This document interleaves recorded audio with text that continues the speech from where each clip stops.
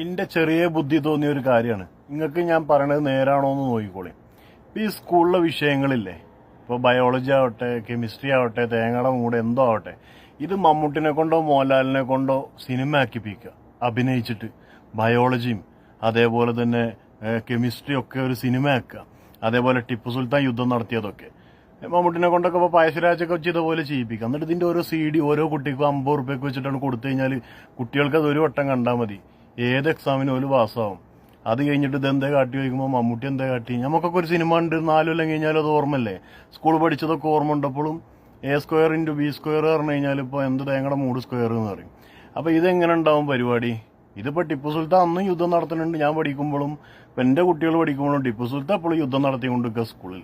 ഇതൊരു CD ആക്കുകയാണെന്നുണ്ടെങ്കിൽ 2 ദിവസത്തെ class CD കൊടുക്കണു, പരീക്ഷ ചെയ്യണു, പരിപാടി കഴിഞ്ഞു.